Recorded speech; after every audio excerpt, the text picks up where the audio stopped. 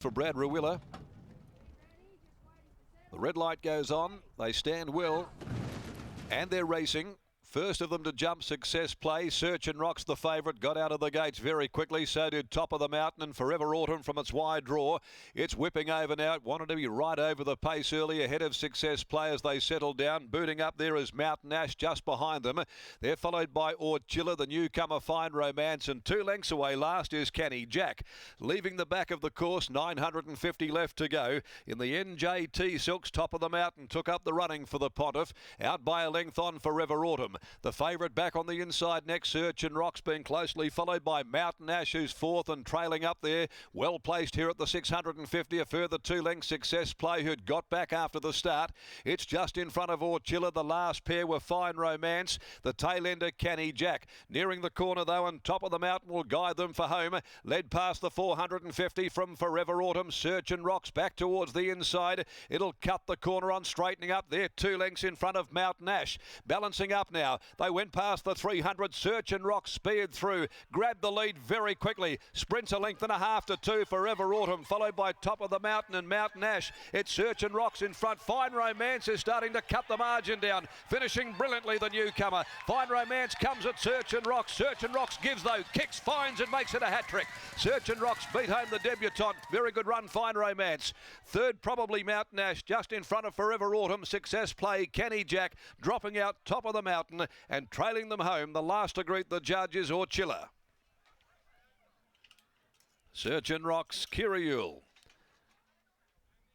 Strong through the line on this heavy 10. Kira cut the corner. She got through, joined the leaders very quickly.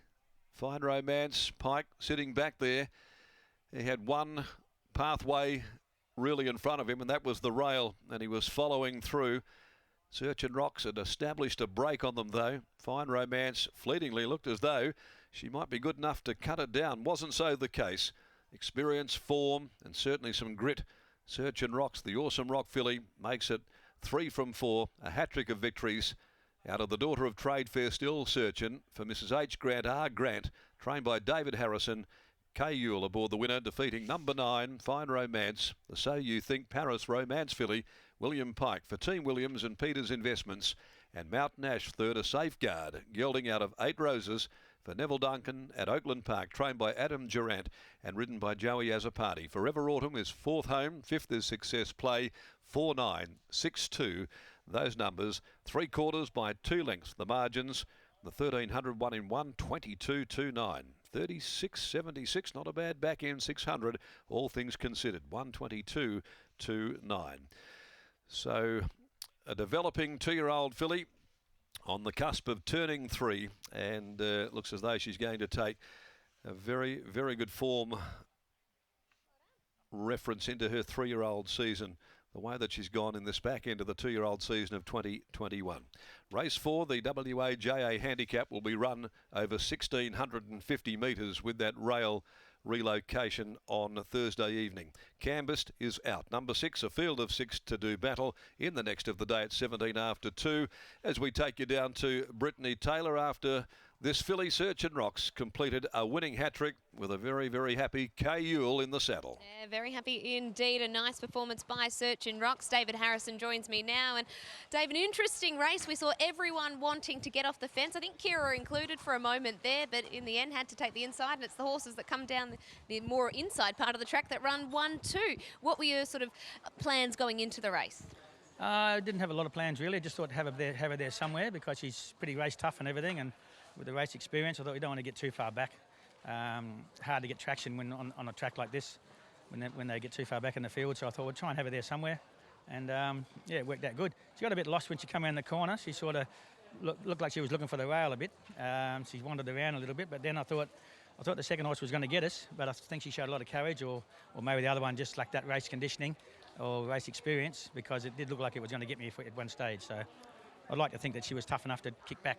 You said win, lose or draw that she'd head to the paddock. Has she been looking for a spell now?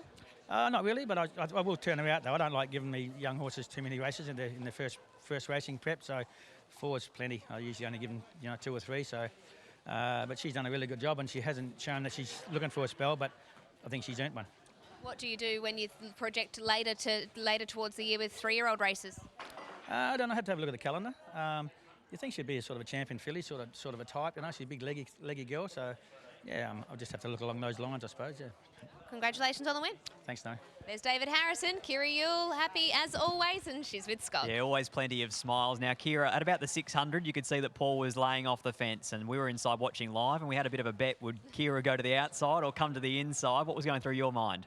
Yeah, look, for the amount of difference in ground, I think, you know, whether I was 3 off or 4 off, I don't think there would have been a huge difference. I just don't think we want to be hugging the inside fence. So the way the race before panned out, I thought Paul would ride a similar way, so I wasn't worried about not getting a run. And then all of a sudden at the 150, you could probably hear Willie even closer to the fence than you were coming. She was pretty strong through the line. Did she get a bit lost when she hit the front?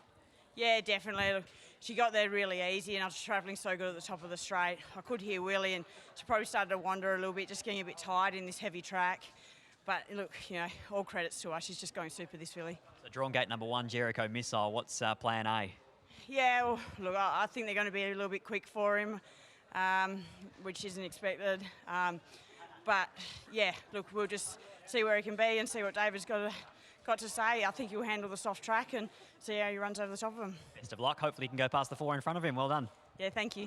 There's Kira Yule winning on Searching Rocks, and what a wonderful 2-year-old campaign it has been for this awesome rock filly. Winning 3 in a row at the back end of her campaign, taking out the Barn Martial Arts and Fitness Plate.